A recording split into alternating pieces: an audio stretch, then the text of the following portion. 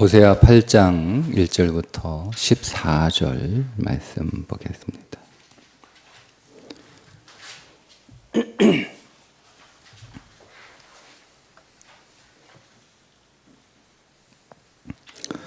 나팔을 내 입에 댈지어다. 원수가 독수리처럼 여호와의 지배에 덮치리니 이는 그들이 내 언약을 어기며 내 율법을 범함이로다. 그들이 장차 내게 부르짖기를 나의 하나님이여 우리 이스라엘이 주를 아나이다 하리라. 이스라엘이 이미 선을 버렸으니 원수가 그를 따를 것이다. 그들이 왕들을 세웠으나 내게 떠난 것이 아니며 그들이 지도자들을 세웠으나 내가 물어놓은 바이며 그들이 또 그 금으로 자기를 위하여 우상을 만들었나니 결국은 파괴되고 말리라. 사마리아여 네 송아지는 버려졌느니라. 내 진노가 무리를 향하여 타오르나니 그들이 어느 때에야 무죄하겠느냐. 이것은 이스라엘에서 나고 장인이 만든 것이라. 참 신이 아니니 사마리아의 송아지가 산산조각이 나리라. 그들이 바람을 심고 광풍을 거둘 것이라. 심은 것이 줄기가 없으며 이삭은 열매를 맺지 못할 것이요 혹시 맺을지라도 이방 사람이 삼키리라. 이스라엘은 이미 삼켜졌은즉 이제 여러 나라 가운데 있는 것이 즐겨 쓰지 아니하는 그릇 같도다. 그들이 홀로 떨어진 들나귀처럼 아수르로 갔고 에브라임이 값주고 사랑하는 자들을 얻었도다. 그들이 여러 나라에게 값을 주었을지라도 이제 내가 그들을 모으리니 그들은 지도자의 임금이 지워준 힘으로 말미암아 쇠하기 시작하리라. 에브라임은 죄를 위하여 제단을 많이 만들더니 그 제단이 그에게 범죄하게 하는 것이 되었도다. 내가 그를 위하여 내 율법을 만 가지로 기록하였으나 그들은 이상한 것으로 여기도다. 그들이 내게 고기를 제물로 드리고 먹을지라도 여호와는 그것을 기뻐하지 아니하고 이제 그들의 죄악을 기억하여 그 죄를 벌하리니 그들은 애굽으로 다시 가리라. 이스라엘은 자기를 지으신 이를 잊어버리고 왕궁들을 세웠으며 유다는 견고한 성읍을 많이 쌓았으나 내가 그 성읍들에 불을 보내어 그 성들을 삼키게 하리라. 아멘. 선교사들이 선교지에서 경계해야 될 몇 가지가 있는데 그 가운데 하나가 현지화 되는 거예요. 선교사가 선교지에 있는 사람들을 이해하고 그들과 함께하는 삶은 중요하고 또 필요한 삶이지만 현지 사람들처럼 이렇게 살아가게 되면 복음을 제대로 이렇게 전할 수가 없어요. 그래서 선교사들이 선교지에서 늘 이렇게 조심하고 경계해야 되는 것이 내가 저 사람들과 함께 어울리고 그들과 함께 생활하고 또 그들의 삶을 이해하고 그들의 언어를 이해하고 또 그들의 역사를 이해해서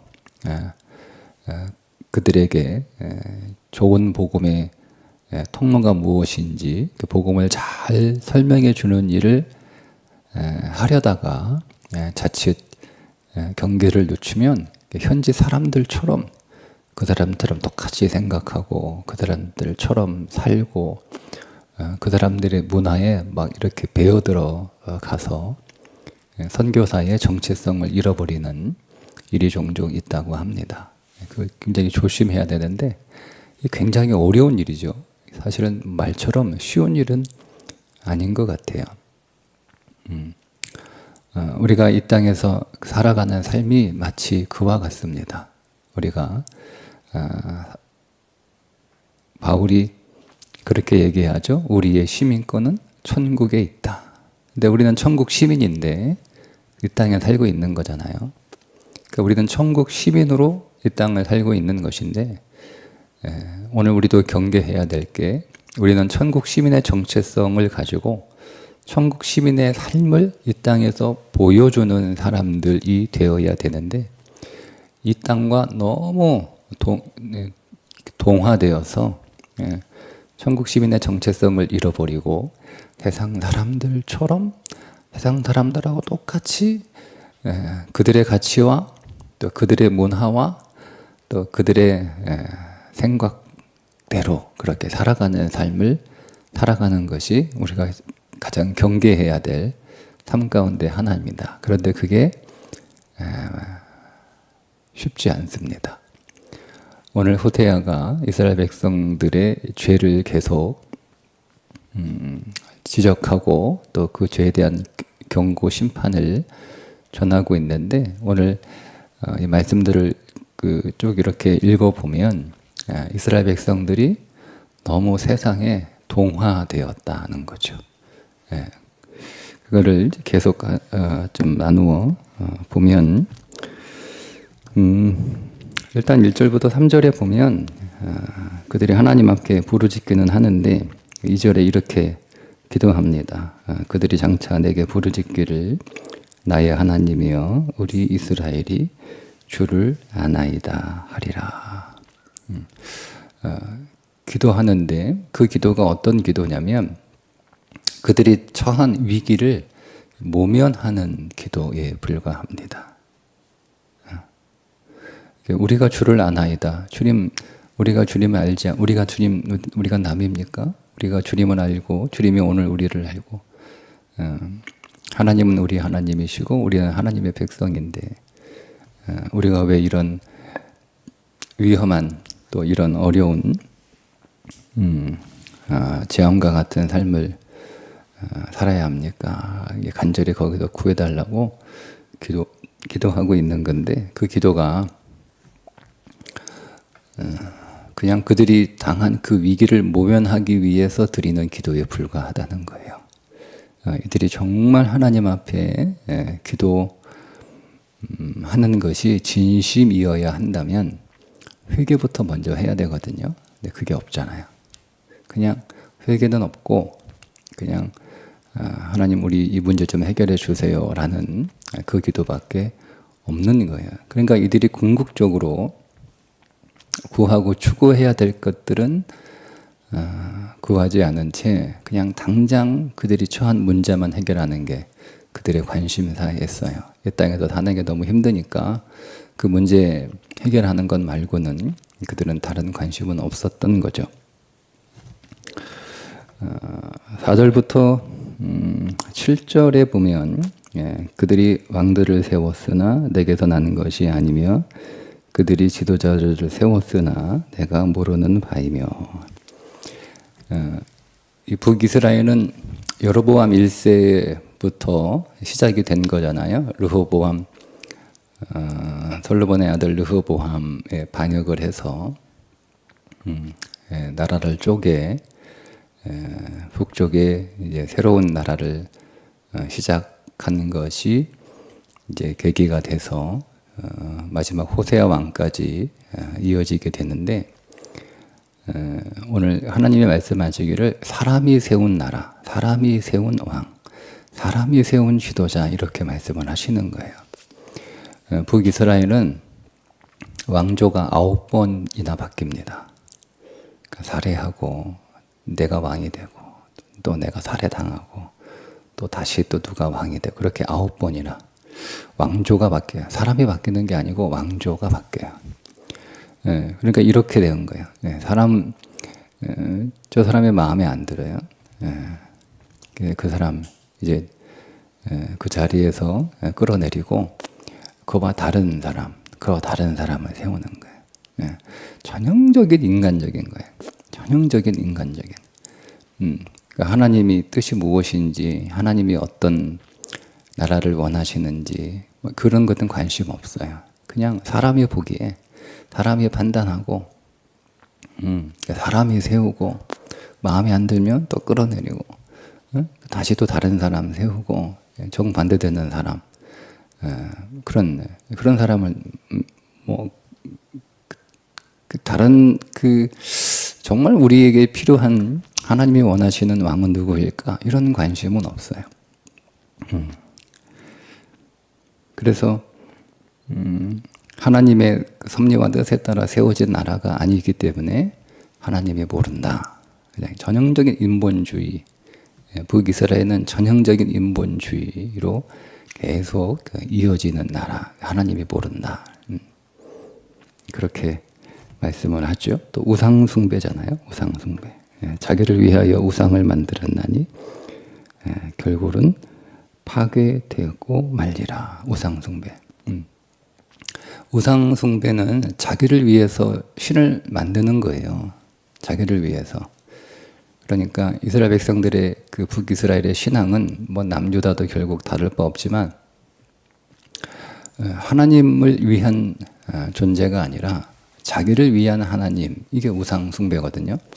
여러분, 우리가 우상숭배를 어디 뭐 절에 가서 산에 가서 이렇게 나무나 돌에 빌고 절하는 것만을 우상숭배라고 생각하시면 그거는 약간 좀 초보적인 수준의 우상숭배이고요.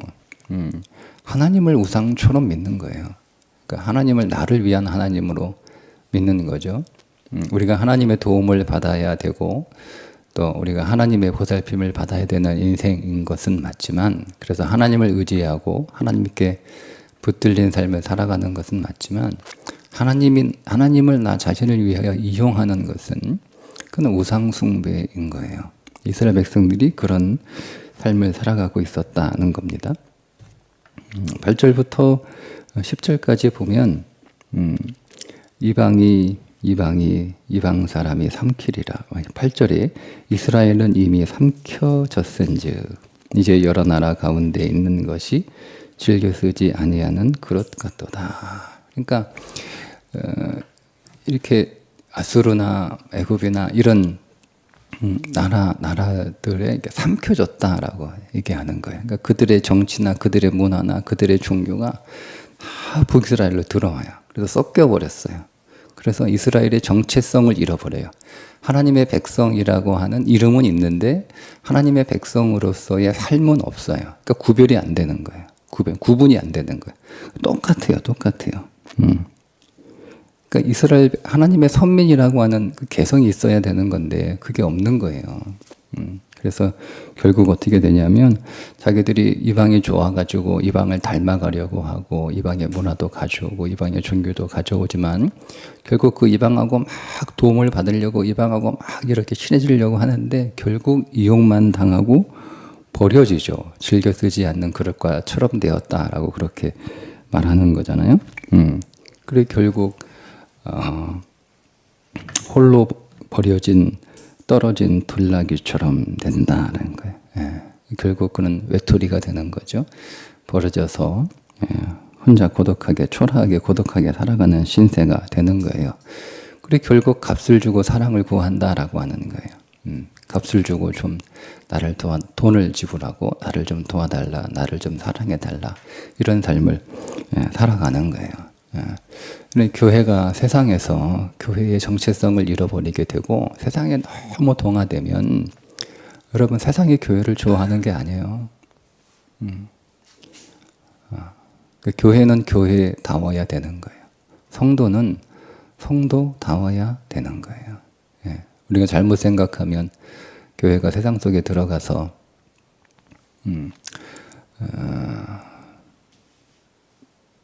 하나님의 복음을 전하려면 세상을 이해해야 되고 또 세상에 사람들이 교회 안에 들어오는 것이 어렵지 않아야 된다라고 하는 생각 때문에 뭘 잃어버리냐면 교회의 거룩함을 잃어버려요.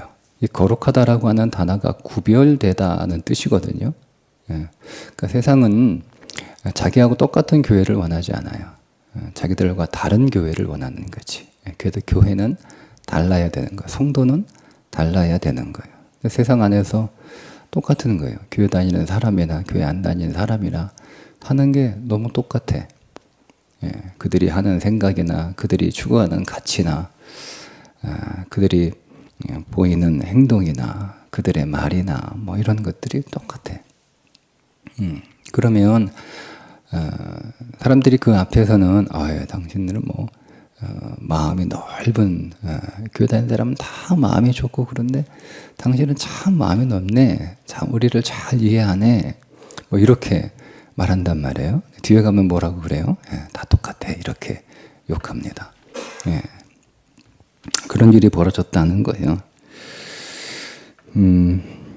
자, 11절에 보면 이렇게 말씀합니다. 에브라임은 죄를 위하여 제단을 많이 만들더니 그 제단이 그에게 범죄하게 하는 것이 되었도다. 이게 여로보암이 베델과 다네에 금송아지 만들어 놓고 예루살렘까지 갈 필요 없고 여기서 그냥 제사해도 된다 이렇게 시작하잖아요. 그리고 산당들에서 제사하는 것도 괜찮다고 허용을 합니다. 그러니까 사람들이 멀리 예루살렘까지 가서 제사하는 것이 너무 가성비가 떨어지는 거예요. 자기들이 생각하기에 시간도 오래 걸리고 그러다 보니 뭐 며칠 일하던데 그만두고 자리도 비워야 되고 비용도 많이 들고 그러니까 내가 그 시간과 그 비용을 이쪽 베델이나 단 혹은 산당에서 제사 드리게 되면 훨씬 더 효율적이지 않냐라는 생각을 계속 갖게 된 거죠. 처음에는 어색했겠죠. 예루살렘 가서 제사해야 되는데 베델하고 단에서 해도 되나? 산당에서 예배 드려도 되나? 뭐 이런 생각을 했을 거예요. 근데 시간이 지날수록 사람들은 야, 그 뭐 멀리까지 가서 제사하나? 돈도 많이 들고 시간도 많이 들고 그 돈과 시간을 가까운 곳에 있는 베델하고 단에 혹은 산당에 가서 제사하면 훨씬 더 좋지. 우리가 들어가는 비용 여기다 더 많이 더 좋은 더 많은 그러니까 우리식으로 더 많이 헌금하면 되지. 뭐 이렇게 되는 거예요. 그 말씀은 하시는 거예요. 근데 그것이 그에게 범죄하게 만들었다라고 하는 말씀입니다. 그러니까 내 편의에 따라 예배를 드리는 거예요. 예배가 그냥 내가 어떻게 예배를 잘 드릴까, 내가 어떻게 하나님이 정하신 하나님이 기뻐하시는 영과 진리로 예배를 드리는 자가 될까에 대한 관심은 없고 어떻게 하면 좀 더 편하게 예배 드릴까를 찾게 되는 거죠. 그리고 율법은 자기들과 상관이 없는 것이다. 율법은 너무 이상하다. 이게 우리가 하는 얘기예요. 말씀이 너무 어렵다. 말씀이 무슨 뜻인지 어려운 게 아니고요. 그 말씀대로 살아가기가 어렵다는 뜻이잖아요. 그 말씀은 다시 좀 뒤집어서 얘기하면 나는 말씀대로 살고 싶지 않다는 뜻이에요. 그게 이 세상에 맞지 않다는 거죠. 이건 뭐 성경이 써졌던 시대에나 그렇게 살아갈 수 있었을지는 모르지만 지금은 시대가 몇천 년이 지난 지금 와서 이 말씀을 그렇게 어떻게 똑같이 적용하고 사냐라는 거예요. 근데 이게 그때도 그런 얘기 했다는 거예요. 우리만 지금 그렇게 그런 얘기 하는 게 아니라. 그리고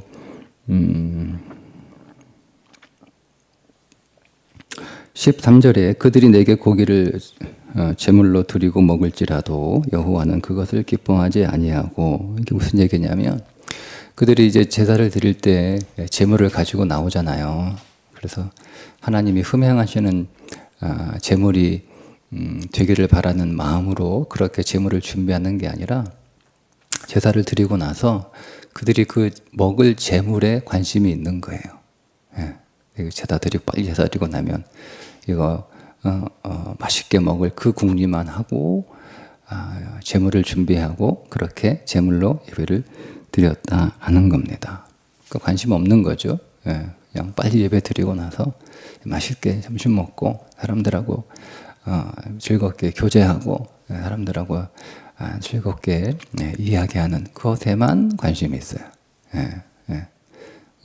예배 안에서 하나님을 만나고 하나님을 경험하고 또 생명의 말씀을 양식으로 먹고 하는 것에는 관심이 없는 거예요.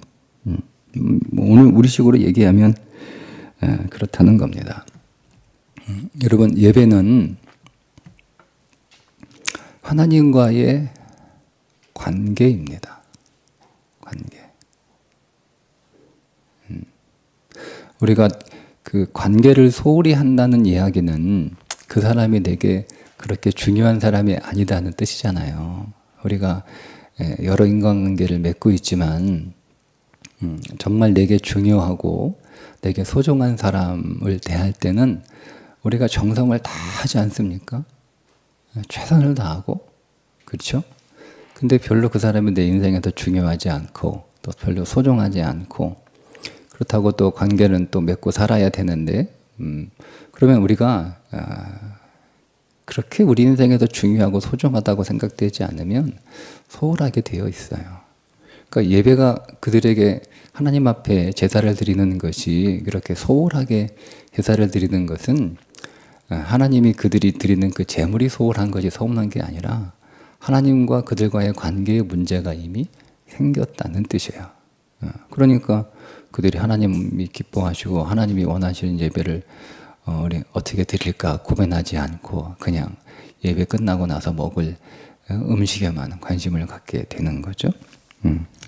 그리고 마지막 14절에 보면 이스라엘은 자기를 지으신 이를 잊어버리고 왕궁들을 세웠으며 유다는 견고한 성읍을 많이 쌓았으나 내가 그 성읍들의 불을 보내어 그 성들을 삼키게 하리라.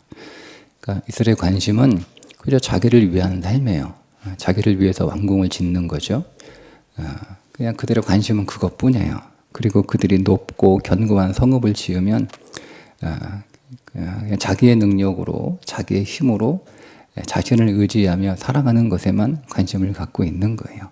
그러니까 이게 이스라엘 백성들의 삶이었다라고 오늘 성경에 말씀해 주시는 거죠. 자, 이런 삶을 제가 처음에 말씀드린 것처럼 너무 세상에 동화되어 있는 삶이에요. 다른 게 없는 거예요. 하나님의 백성이 하나님의 백성다운 삶이 없는 거예요. 스스로 하나님의 선민이라고 이야기하지만 하나님의 선민다운 삶은 없는 거예요. 이스라엘이 이스라엘다워야 되는데 이스라엘답지 않은 거예요. 옆에 있는 애굽이나 또 아수르나 별로 다를 바가 없어요. 또 거의 뭐 비슷해요. 바울이 오늘 우리들에게 간절한 마음으로 전했던 것처럼 우리는 천국 시민인 줄 믿습니다. 우리가 이 땅에서 하나님 나라의 삶을 살아야 되는 거예요. 천국이 여기 있다 저기 있다 하지 마라. 너희 가운데 있다라고 말씀을 하시잖아요. 우리 이 땅에서 천국의 삶을 연습하며 살아가야 되는 거예요. 근데 우리가 그것을 잃어버리게 되면 이 땅에서 어떻게 얼마나 잘 살까를 궁리하게 되는 것이고, 이 땅에서 잘 살까를 궁리하게 되면 세상을 따라갈 수밖에 없어요. 그러니까 해운다는 보기에 오늘 우리는 그렇게 자기들하고 다를 바가 없는 거죠. 그냥 단지 교회 다니는 것 말고는 다른 게 없는 거예요. 다른 게 없는 거예요. 오늘 우리에게 주어진 이 하루의 삶이 우리가 세상에서 하나님의 천국을 또 우리가 경험하고 그 천국의 백성으로 훈련되고 그리고 이 땅 사람들에게 천국의 삶을 보여주는 예수 그리스도가 이 땅에 오셨을 때 돌로 이 땅에 오시잖아요. 두 가지 돌이에요. 다 박살내는 돌인데 오늘 믿는 자들에게는 오늘 우리의 모든 옛삶을 부셔버리고 새로운 삶을 세우는 반석이 되시는 돌로 오늘 우리들에게 오시고, 세상 사람들에게는 그 그리스도가 심판의 돌로 오시는 거예요. 근데 그들이 오늘 그리스도인들의 삶을 보고 우리의 삶이 잘못되었다라고 하는 것을 그래서 보여줄 수 있어야 되는 것이 이 땅에서 우리 그리스도인들이 살아가야 될 삶인 줄 믿습니다. 오늘도 우리가 살아가는 오늘 우리의 삶의 영역 안에 하나님 나라의 모습이 좀 더 선명하게 보이는 하루가 될 수 있기를 주님의 이름으로 축복합니다. 기도합니다. 하나님, 오늘도 우리에게 생명의 말씀을 주셔서 우리가 그 말씀을 붙잡고 그 말씀대로 살아가는 삶을 통해 오늘 우리 안에 이루어진 하나님의 나라가 더 확장되게 해주셔서 우리의 삶을 통해서도 그 나라가 드러나며 그 나라가 보여지는 삶이 되게 해 주옵소서. 우리가 이 땅에서 천국 백성으로 더 훈련되게 해 주셔서 하나님의 나라가 이 땅에 더 견고하게 세워지는 삶을 오늘도 헌신하며 살아가는 날이 되게 해 주옵소서. 예수님의 이름으로 기도합니다. 아멘.